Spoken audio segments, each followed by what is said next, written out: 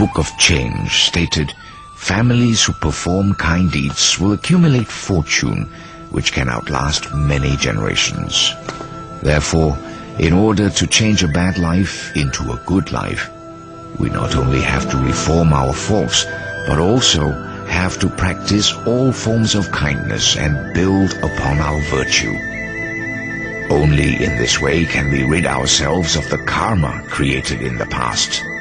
Once our kind practices accumulate, our bad life will naturally turn into a good life. Thus, the practice of changing destiny can be proven. So says a proverb, a sense of pity is present in everybody's heart. Zicheng Yang from Zhejiang province is another example. Zicheng worked as a member of the clerical staff of the county courthouse. He was a kind, humane and law-abiding man. Once, the county magistrate punished a criminal by beating him until he fell, and his blood spilled out onto the ground. Beat him! I've been wrong, Your Honor. I've been wrong. Beat him again! Please. I've been wrong, Beat him. Your Honor. I didn't do it. Beat! I've been wrong, Your Honor. You cunning fellow! Very daring! Beat him! I've been wrong, Your Honor. I didn't do it. Beat him again! Beat him again!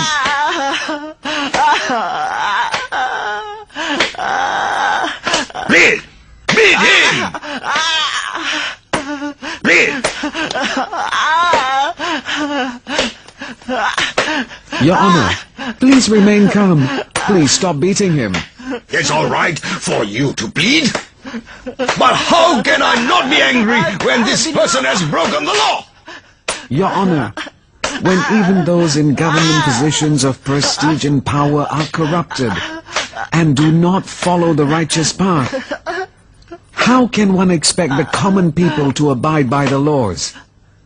Thus, in a case like this, we should be more understanding.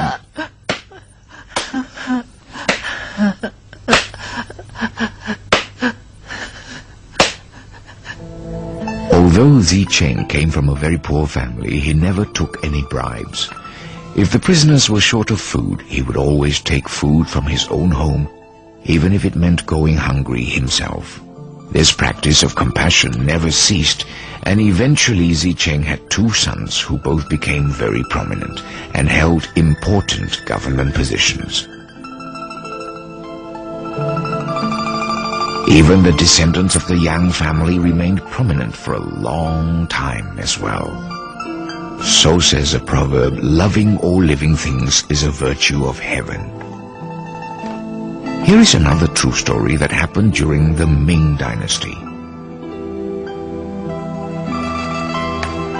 Once, an organization of bandits appeared in Fujian province. The emperor appointed General Xie to lead the imperial army to pacify them. General Xie wanted to make sure that the innocent people were not accidentally killed in the hunt for bandits. So, he managed to obtain a list of those who belonged to the organization and commanded that a white flag be given secretly to those who did not belong to the bandits. They were told to place the flag on their door when the imperial army came to town, and the soldiers were ordered not to harm the innocent. With this one thought of kindness, General Xie saved nearly 10,000 people from being killed. Later, his son placed first on the imperial exams, and he later became the Prime Minister. His grandson also placed highly on the exams. His whole family thus attained high positions and great wealth. Another legend happened to the Lin family from Putian County in Fujian province.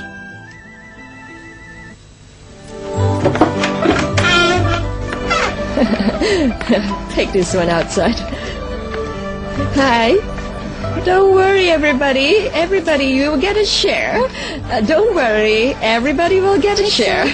Don't scramble. Yes, this one for here. you. This one for you. Over here. Take some. Carefully. Yes, this Don't one for drop you. it.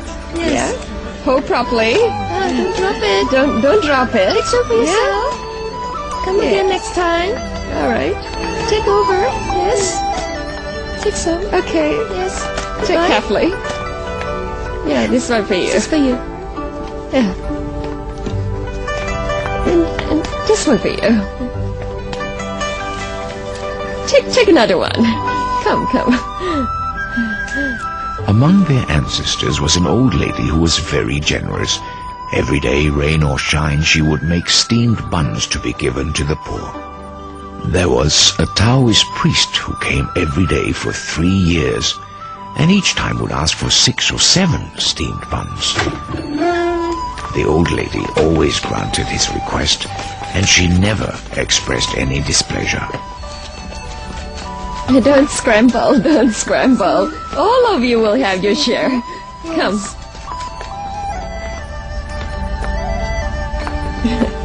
Madam Lin? You are... I have eaten your steamed buns for 3 years. Perhaps I can show my gratitude this way. On the land behind your house, there is a good place to build the ancestral grave. And if you're placed there in the future, the number of your descendants who will have imperial appointments will equal the number of seats in a litter of sesame seeds. Really? Oh, thank you for your kind guidance. Don't mention. Since you're sincere in helping people, you should receive good retribution. That's a blessing.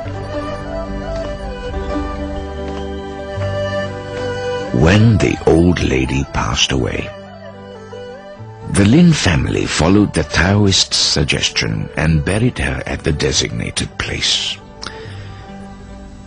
The first generation after that, 9 men received imperial appointments. From here we can see that one's charitable deeds and accumulated merits will really benefit one's descendants.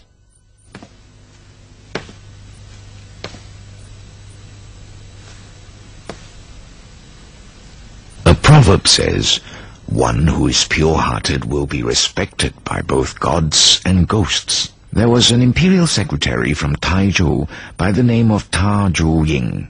When he was young, he used to study in remote mountain areas, and he had the following encounter.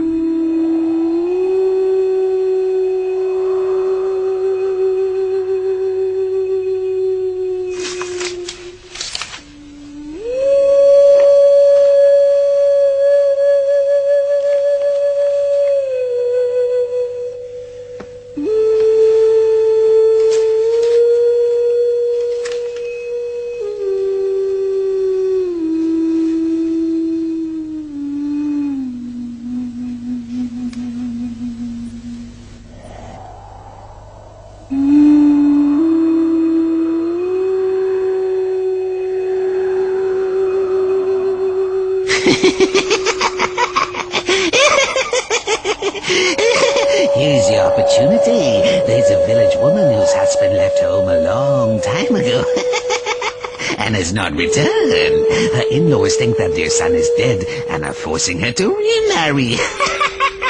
But she is defying their order because she wants to preserve her chastity. That's right. Tomorrow night she's going to commit suicide by hanging herself here.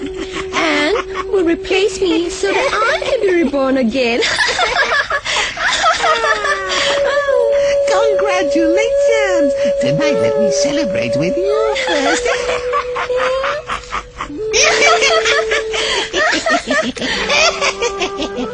No. I must try to save the woman.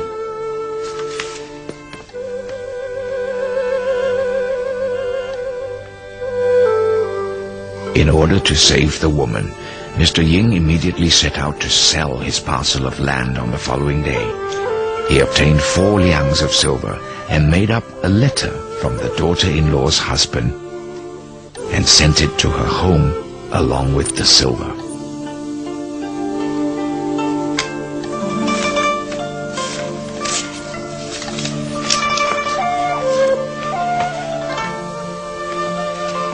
The parents-in-law, they noticed that the letter was not in their son's handwriting, but upon examining the silver, they found that the silver was indeed genuine.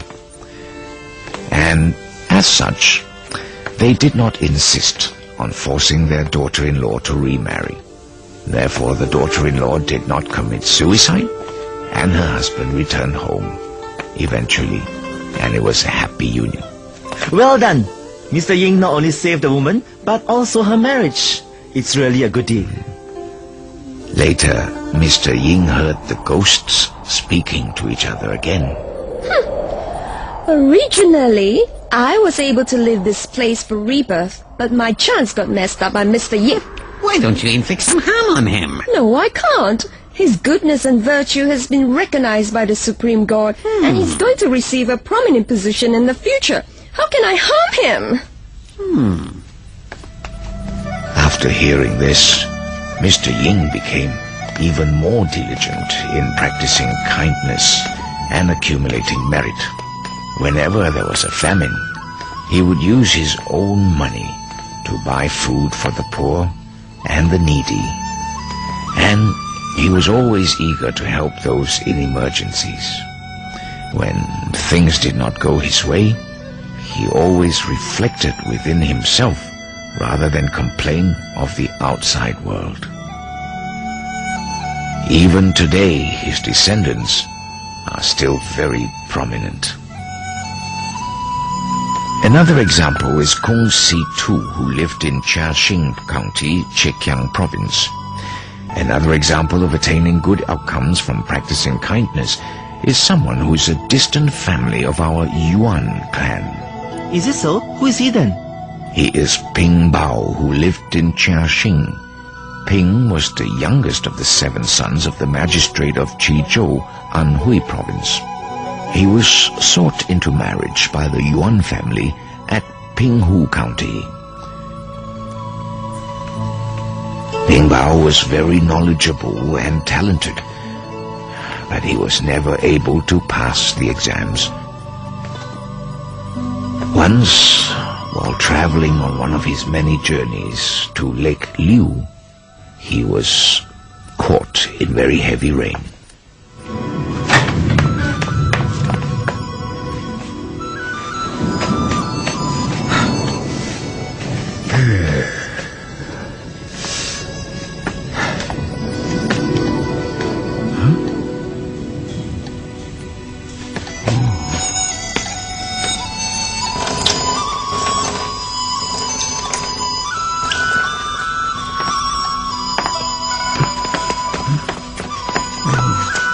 Here you are, Master.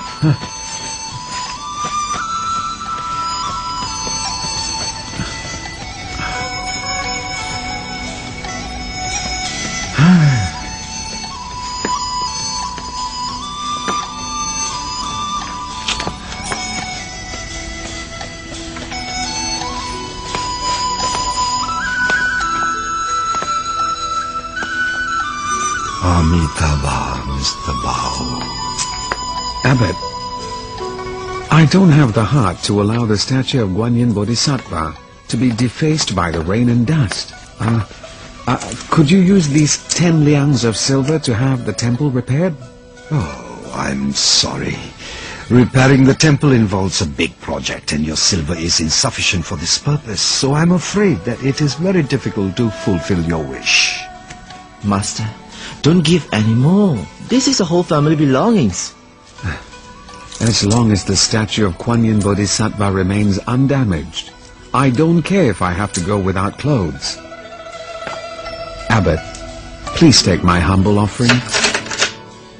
Amitabha, to give up money and clothing isn't a difficult deed to accomplish, but your deep sincerity is truly rare and precious to encounter. Amitabha, Please don't mention it.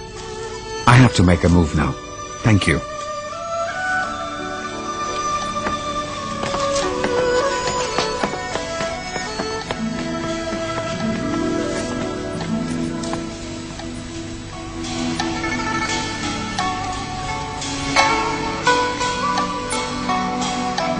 After the temple was repaired, Ping Bao led his father over to visit and spend the night there as well.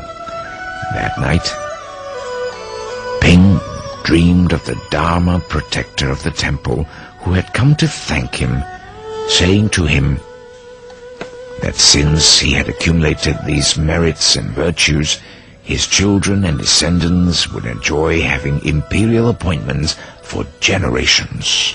Later on, his son and grandson both passed high examinations and were appointed as senior imperial officers.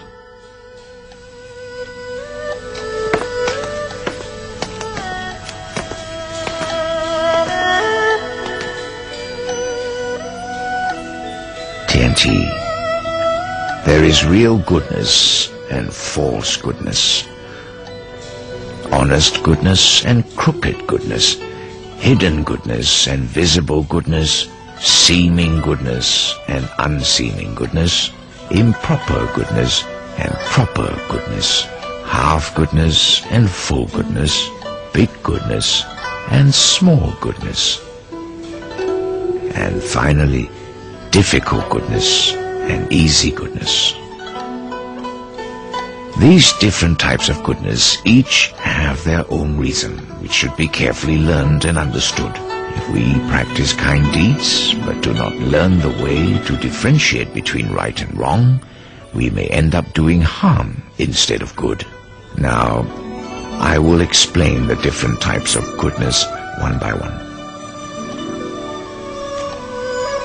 Once upon a time, in the Yuan dynasty, a group of scholars went to pay homage to eminent monk master Zhongfeng, who was advisor to the emperor on Tianmu mountain.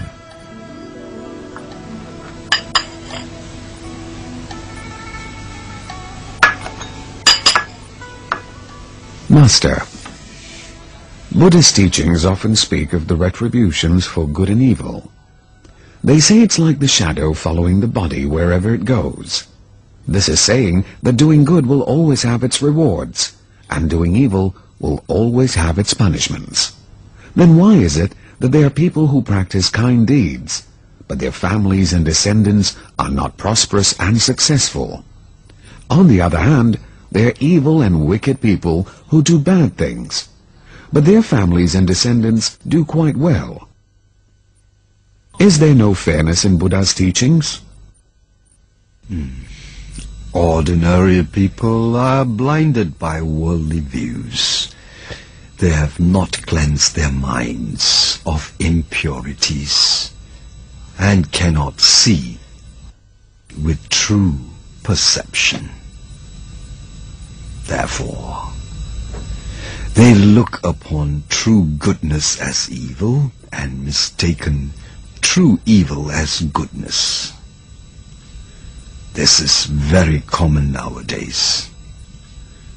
Furthermore, these people do not blame themselves for bad perception on their part, but instead blame the heavens for their misfortunes.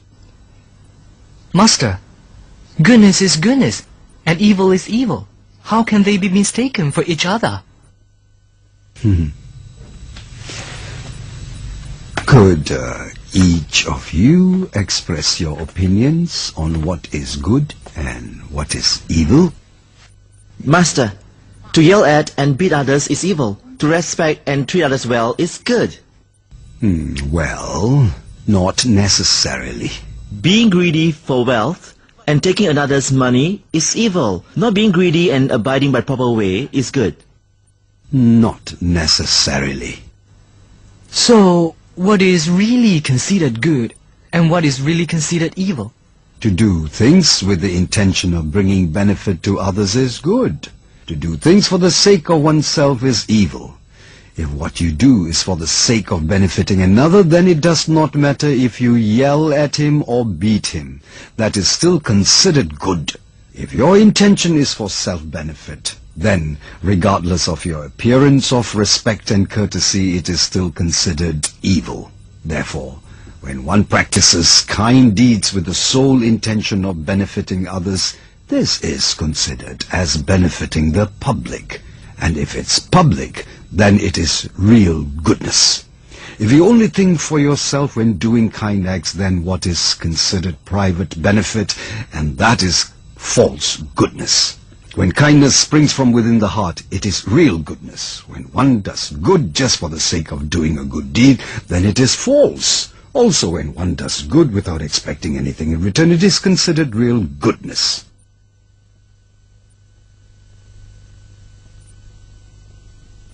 When one practices kind deeds for some other purpose than to benefit others, it is false. These differences should all be scrutinized by those who wish to practice true kindness. What is honest goodness and crooked goodness? People nowadays often look upon a conservative and nice person as a good and kind person. However, the ancient sages and saints have shown that they prefer those who are courageous and hold high goals for themselves.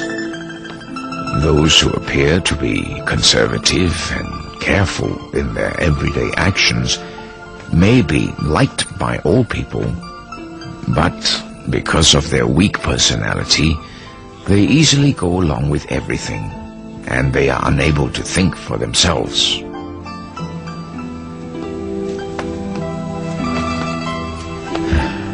From this, we can see that the viewpoint of common folk greatly differs from that of the sages, whose view is similar to that of the heaven, earth, gods, and spirits.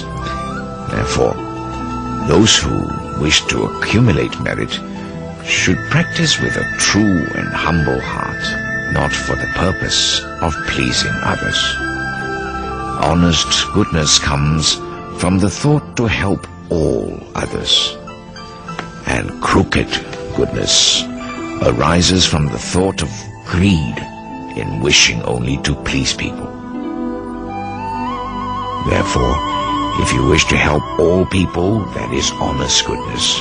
But if it is because of greed you please people, it is crooked goodness. Father, what is hidden goodness and visible goodness? When one does something good and people know about it, it is called visible goodness. When one does something good and no one knows about it, it is called hidden virtue. Those with hidden virtues will naturally be known by the heavens and will be rewarded. Those who practice visible goodness are known by people and they enjoy fame.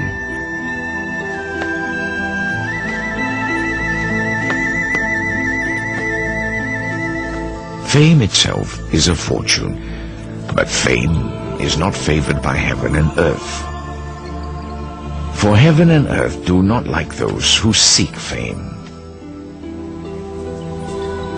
We can see that those who have great fame but lack the virtues supporting it, they will eventually encounter some kind of unthinkable adversity. A person who truly has not done any wrong but continues to be falsely accused by others will have descendants who will suddenly become very prosperous and very, very successful. But then, why is there a saying that what seems to be goodness but is actually not? In the spring-autumn period, there was a country named Lu, because there were other countries which took their citizens as slaves. The country of Lu made a law which rewarded those who paid the ransom to regain the freedom of their fellow citizens. At that time, Confucius had a student named Zigong, who did not accept the reward, although he paid for the ransom to free his people. But when Confucius heard this, he scolded Zigong, saying, "You have acted wrongly in this matter. When saints and sages undertake anything, they strive to improve the social behavior, teaching people to be good and decent. One should not do something just because one feels like it in order to gain vanity fame." On hearing this, Zigong became puzzled and looked at Confucius with a frown. Confucius then explained to him, saying, "In the country of Lu, the poor outnumber the wealthy. By refusing the reward, you lead others to think that accepting the reward money is being greedy. Thus, all the poor people who do not wish to appear greedy will hesitate to pay ransom in the future. Only very rich people will have a chance to practice this deed. If this happens, no one will pay ransom to free our people again." Another student of Confucius, Zilu, once saw a man drowning in the river, and he went forth to rescue him. Later, the man thanked him by giving him a cow as a token of gratitude. Zilu accepted his gift. Confucius was happy when he heard this and said, "In the future, people will be willing and eager to help those who are drowning in deep waters or river." If we look at these two examples from the view of common people, Zigong, who did not accept the reward money, was good, and Zilu, who accepted the cow, was not as good. Who would have known that Confucius praised Zilu instead and scolded Zigong? From this we can see that those who practiced kind deeds must not only look at the present outcome, but should also consider effects of the act in the long run. One should not only consider one's own gain and losses, but should look to see the impact made on the public. What we do right now may be good, but with passing years it may inflict harm upon others. Therefore, what seems like goodness may in fact be the opposite, and what appears to be the opposite of goodness may someday turn out to be goodness done after all. Father, what is improper goodness and proper goodness? In the Ming Dynasty, there was once a prime minister named Wen Yi Liu, who, when growing old, retired to his hometown, where he was loved and respected by all. Once, a drunken villager proceeded to insult him. Mr. Liu thought that since he was drunk, he would not want to bother about the latter. A year later, the same man committed a grave crime and was sent to jail with the death sentence. Upon hearing this, Mr. Liu said with great remorse, "If I had taken him to the authorities for punishment that day when he came to insult me, perhaps this would not have happened. A little discipline then could have prevented the great harm done now and might have saved him from certain death." This is an example of doing something bad while having good intentions. There is also an example of those who did good when they in fact intended otherwise. Once a famine ravaged the land, and people stole food from others in broad daylight. A rich family reported their stolen losses from the marketplace to the authorities, but the government did not want to get involved and did nothing to stop the people. Eventually, the people grew more daring, and chaos was imminent. So the rich took the law into their own hands and proceeded to catch and punish those who stole from them. In this way, peace returned to the land, and the people stole no more from one another. It was with selfish intentions that the rich family acted, but the result of their deeds actually did everyone a great benefit. For we all know that goodness is proper and evil is improper. But remember that there are cases where deeds done out of good intentions result in evil, and deeds done with evil intentions result in good. Father, what is half goodness and full goodness? In the I Ching it is said, when a person does not accumulate kind deeds, he or she will not attain good fortune. When one does not accumulate evil deeds, he or she will not bring about great adversity. If we are diligent in doing kind deeds, it is like collecting things in a container, and with diligence it will soon be full. If we are somewhat lazy in our collecting, then the container will be half filled. This is one explanation of half-goodness and full goodness. Once upon a time, there was a poor lady. This lady went to visit a Buddhist temple and wished to make a donation. However, she was so poor that she had only 2 cents, so she gave these to the monk.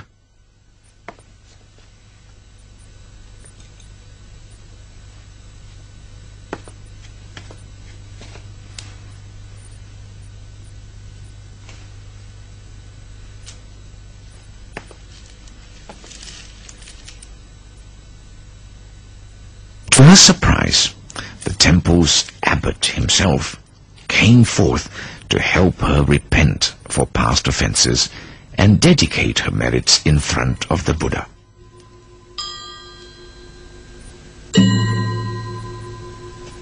The lady was very touched by his move.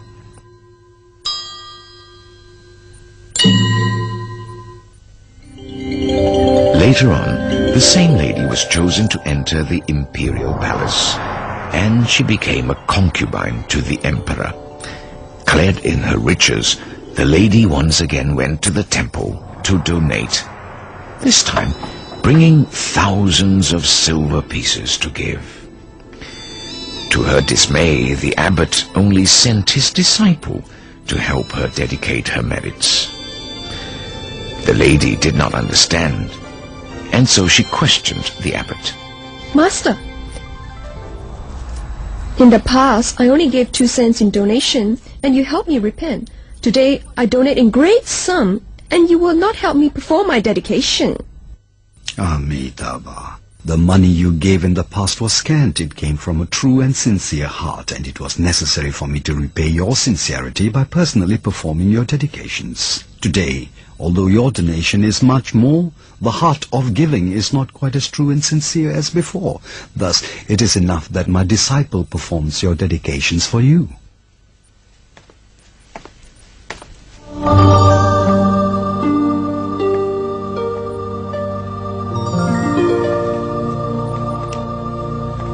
This is an example of how thousands of silver pieces are only considered as half goodness and 2 cents as full. Do you understand? Another example is of Li Jun, an immortal of the Han dynasty.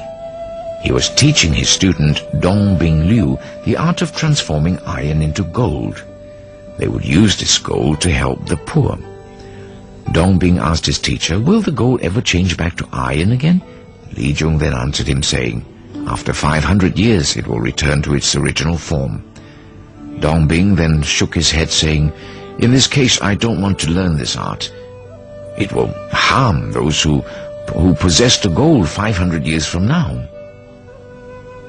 Li Jun then smiled and said, "To become an immortal, one must complete 3,000 virtuous deeds. What you have just said came from a truly kind heart. Your 3,000 deeds are fulfilled."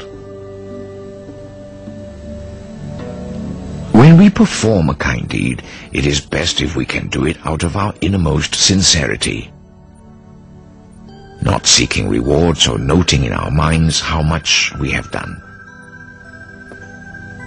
If we practice thus, then all our good deeds will reach fulfillment and success.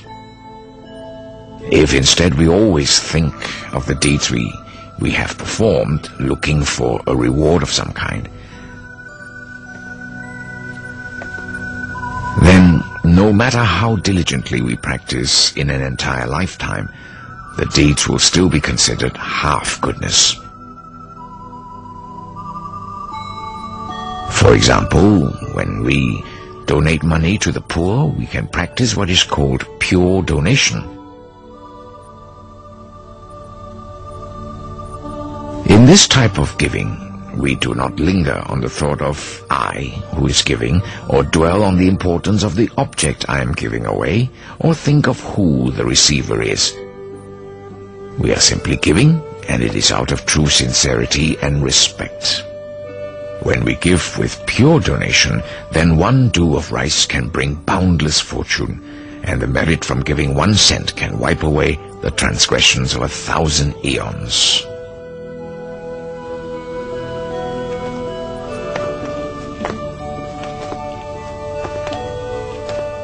If we always keep in mind the good we have done and expect rewards for our actions, then even a donation of thousands of liang of gold would still be considered half goodness. In that case, how can we define big goodness and small goodness? Once there was a high-ranking official named Zhong Da-wei, who was led into the spirit world to be judged for his good and bad deeds.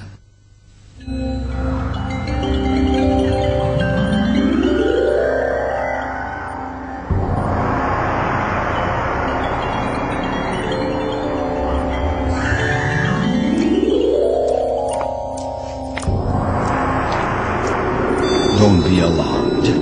I have summoned you to the spirit world to let you know about your past good deeds. Can the judge bring out his records of good and evil deeds? Yes, Your Majesty.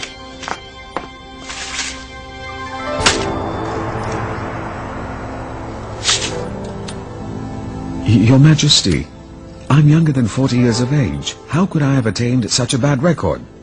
When you have a single thought that is improper, it is considered a bad offense there and then. It does not have to be carried out through action to be counted as wrong.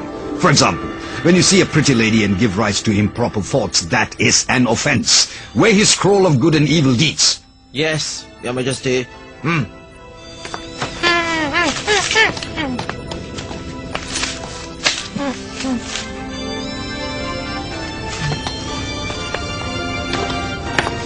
Your Majesty, his scroll of good deeds is heavier than that of his evil deeds. Surprise that my scroll of good deeds is heavier than that of my evil deeds.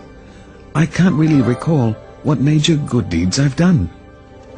Have you really forgotten about it? Once the Emperor planned to build a great stone bridge. You opposed the project due to the hardship it would cause the thousands of people needed for the work. Well, this is a copy of your proposal to the Emperor.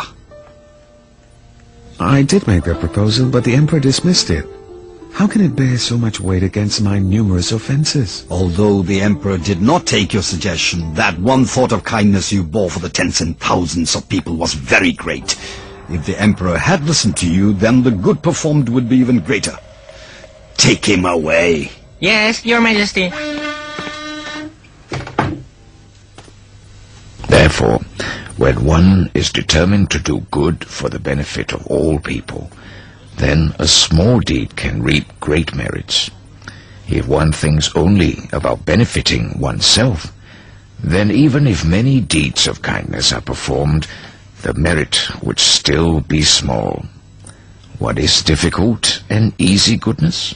The knowledgeable scholars of the past used to say, when one wishes to conquer one's greed and desires, one should start with the most difficult to overcome. We should practice like the old teacher Mr. Su of Jiangxi, who gave 2 years' worth of salary to a poor man to pay for the fine to the government. Thus he saved the man and his wife from being torn apart, should the husband be taken to prison. Another example is Mr. Zhang from Hebei, who saw an extremely poor man who had to mortgage his wife and child and had no money for their redemption. If he was unable to pay for their return, the mother and child could both lose their lives. Yet another example is Mr. Jin from Chenqiang, Jiangsu province. He was old and without any sons, so his neighbor offered their young daughter in marriage to him, to give him descendants to carry on his lineage. But Mr. Jin could not bear to ruin the otherwise bright and long future of this young girl, and so refused the offer and sent her back home. This is another example of being able to overcome what is most difficult to conquer in oneself. Therefore, the heavens showered down fortune, which was especially good for these 3 old men. It is easier to accumulate merit and virtue for those who have money and power than for those who are poor. But if one refuses to cultivate kindness, even when it is easy and one has the chance to do so, then it would truly be a shame. For those who are poor and without prestige, Doing kind things for others is a great difficulty. But if in this difficulty one can still manage to help others, then it is a great virtue, and the merits gained would be boundless.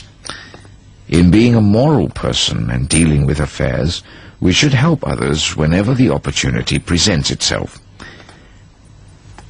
You should know that helping others is not such an easy task, and that there are many ways to do it.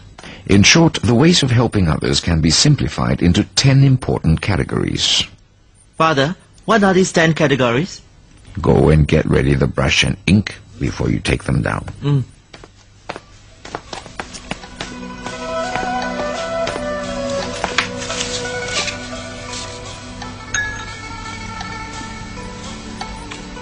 Well, I'm ready, Father. All right. The first is supporting the practice of kindness. When we see the people trying to do a little kindness, we should assist them in their deeds and help their kindness grow. When we see others who wish to do good but cannot accomplish it on their own, we should lend a hand and help them succeed. This is the way we can cultivate supporting the practice of kindness. The second category is harboring love and respect. We should harbor respect towards those who are more knowledgeable, older, or of higher status than we are. For those who are younger, less fortunate, or of lower status, we should harbor a mind of loving care. The third category is helping others succeed. When we see a person who is considering whether or not to do a good deed, we should persuade him to put all his efforts into doing it. When others meet with difficulties in practicing kindness, we should help think of ways to overcome the difficulty and guide them to success. We must not be jealous at the accomplishments of others, nor try to sabotage their good acts. The fourth category is persuading others to practice kindness. When we meet a person who is doing evil, we should tell him that doing evil will only result in great suffering and painful retribution, and that he must avoid doing evil at all costs. We should tell people who refuse to practice kindness or are only willing to practice a little kindness that doing kind deeds will definitely have its rewards, and that kindness not only has to be cultivated, but must be cultivated constantly and on a large scale. The fifth category is helping those in desperate need. Most people tend to give when there is no need to give, and refuse to give when there is really a need. When we meet people who are in great difficulties, emergencies, or dangers, we should lend them a hand and help in whatever way we can to bring them out of their difficult times. The merits accrued from helping others in times of desperate needs are boundless indeed. However, one should not become proud and conceited for doing such deeds. The sixth category is developing public projects for the greater benefit of the people. Projects which will bring great benefit to the public usually have to be performed by those with great influence and power. If a person has this capacity, such as rebuilding the water system or assisting a disaster area, then he ought to do it for the benefit of the general public. The seventh category is giving through donation. People of this world love, seek, and even die for money. Who is actually willing to help others by giving their own money away? When we recognize the difficulty involved in donation, we can come to appreciate the rarity of the man who is willing to give for the purpose of helping others in need. He is an even greater man in the eyes of the poor. The eighth category is protecting the proper teachings. This is referring to the teachings of different religions. We must be able to differentiate between proper religions and deviant religions. Teachings with proper wisdom and views, such as that of Buddhism, which promotes kindness and goodness in society, should be supported. If one happens to see others in the act of destroying such proper teachings, one must put forth a complete effort to protect and uphold these teachings. The 9th category is respecting our elders. Anyone who is deeply learned, knowledgeable, has high prestige, or is older than us is considered to be an elder and should be highly regarded and respected.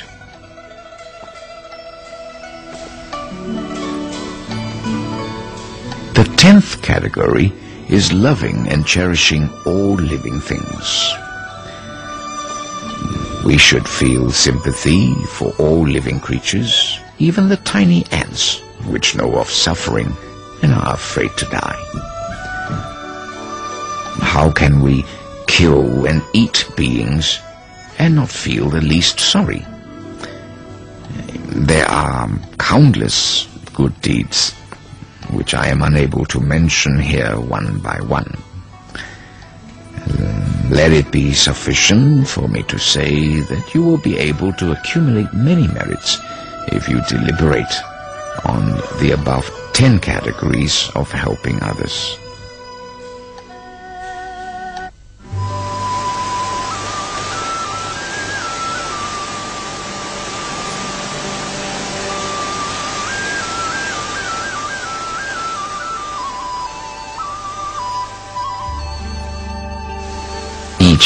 It was stated, the law of heaven takes from those who are arrogant and benefits those who are humble.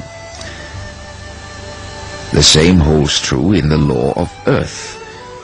The humble shall be replenished just as flowing water filling up lower places on the ground as it passes by to make up the differences. The law of spirits and gods bring harm to those who are arrogant and fortune to those who are humble. Even the laws of men despise the arrogant and love the humble. Therefore, heaven, the earth, the spirits, gods, and people, they all prefer humility over arrogance. The Chinese Book of History has also said, a person's arrogance will bring him harm, and his humbleness will bring him benefit. I often went to take exams accompanied by others, and every time I would meet scholars who were very poor. I noticed that before they succeeded in passing the exams and became prosperous, their faces showed such humility, peace, and harmony that I felt I could almost hold that quality in my hands. Several years ago, I took my imperial exam in Peking. Among the 10 applicants from my village, Qing Yuding was the youngest and extremely humble. I told one of the applicants that this young man would definitely pass the exam this year. He then asked me how I could tell. I said that only those who are humble were qualified to receive fortune. Sure enough, when the test results came out, Qing Yuding passed the exam. Kai Chi-feng from Chikiang, Huang Yuanzhao, and Jian Shuhia from Shantung only managed to pass their imperial exams after they carried themselves in a humble way, which was an immense change from their proud and arrogant ways in the past, when they failed in their exams several times in succession. However, there was a scholar named Wei Yan Chang from Jiangying who was very learned and wrote good essays. He was very well known among many scholars. One year he took his exam, and when the test results were posted, he found that he had not passed the exam.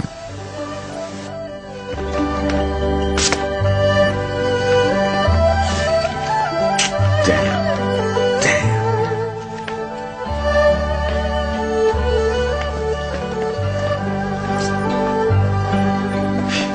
Hey, you! Hey.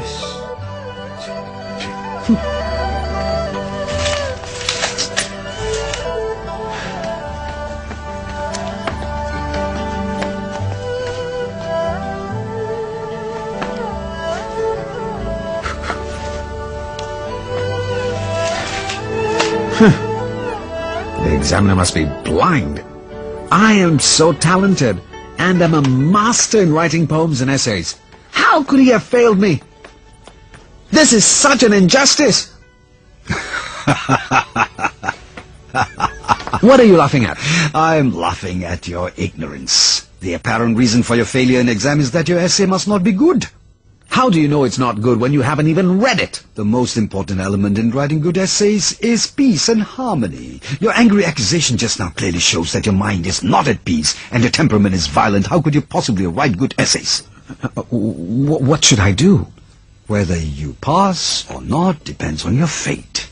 If you're destined not to pass, then no matter how good your paper is, you will still fail the exam. You yourself will have to make a few changes.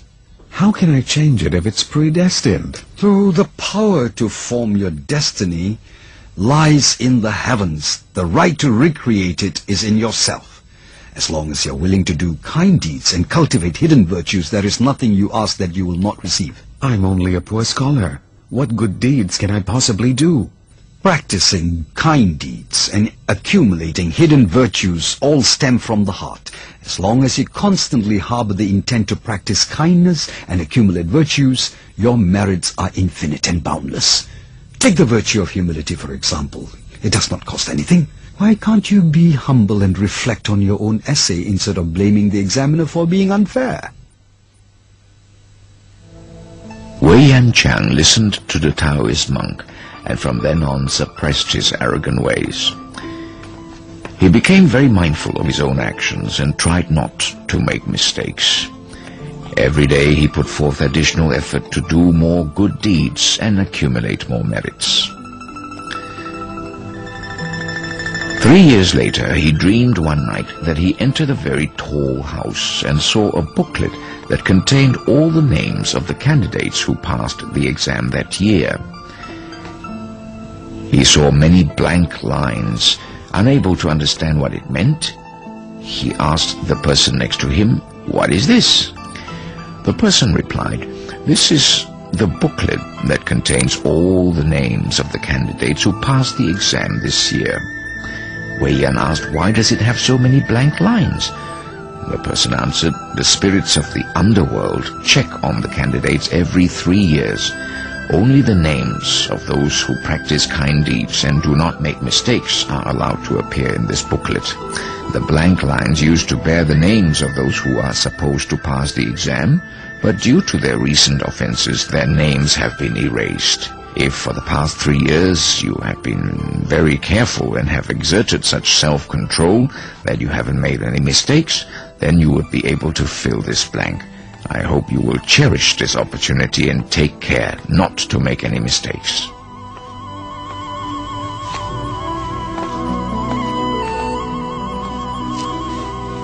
Sure enough, Wei Yan passed the exam that year and placed 105. From the examples given above, we know that spirits and gods are always watching our behavior from above. Therefore, we must immediately do whatever is beneficial to others and avoid doing whatever is violent, dangerous, and harmful to others. These are all things we can decide for ourselves. As long as we harbor good intentions, and refrain from evil doings, don't offend the heaven, earth, spirits and gods, humble ourselves, be tolerant and not arrogant, then the heaven, earth, spirits and gods will constantly have pity on us. Only then will we have a foundation for our future prosperity. Those who are full of conceit are definitely not destined to be great men. Even if they prosper, they will not be able to enjoy their fortune for long.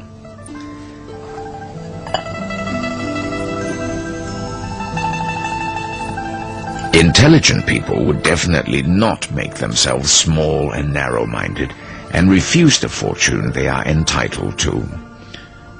Besides, those who are humble always increase their opportunities to learn. If a person is not humble, who would want to teach him? Also, humble people are always willing to learn the strengths of others. When others perform good deeds, the humble person will learn and follow their examples. In this way, the kind deeds humble people accomplish are boundless. For those who wish to cultivate and improve upon their virtues, they especially cannot do without the virtue of humility. The ancients had an old saying, "Those who have their hearts set on attaining success and fame will surely attain success and fame. Those who have their hearts set on attaining wealth and position will surely attain wealth and position." A person who has great and far-reaching goals is like a tree having roots. A tree with roots will eventually sprout into branches, flowers, and leaves. A person who has set down great and far-reaching goals must humble himself in every thought and try to relieve another's burden, even if the occurrence is as insignificant as a speck of dust. If you can reach this level of humility, you will naturally touch the hearts of heaven and earth. Furthermore, we are the creators of our own prosperity. If we truly want to create it, we certainly will succeed. Look at the candidates who sought for fame and wealth. In the beginning, they did not harbor a sincere heart. It was only a passing notion. When they fancied it, they sought it. When their interest dropped, they stopped. Mencius once told Emperor Xuanqi, "Your Highness has a love for music, but your love for music is only a personal pleasure. If you can expand from the heart which seeks after personal happiness to that of sharing happiness with all your subjects, and make them just as happy as you are, then surely the nation is bound to prosper." I think it is the same for those who are seeking to pass the imperial exams. If a person can expand upon the heart which seeks to pass the exams to that of diligently doing kind deeds and accumulating merits, putting forth his best efforts to improve his character, then both destiny and prosperity are his to create. Tianzi, do you understand now? Yes, I do, Father.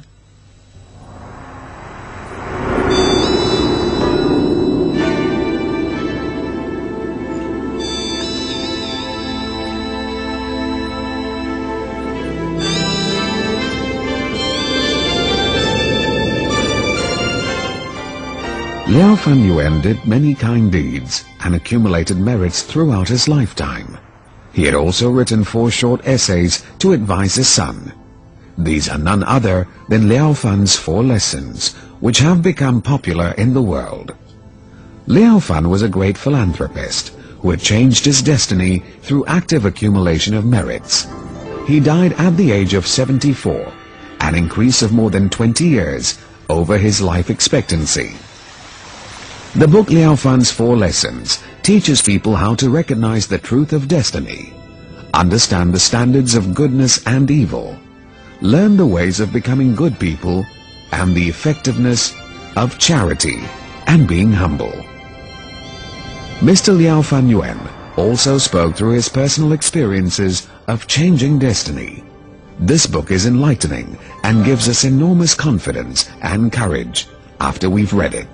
If we can emulate his examples and put them to practice, our educational and professional careers, as well as family life, will be enhanced.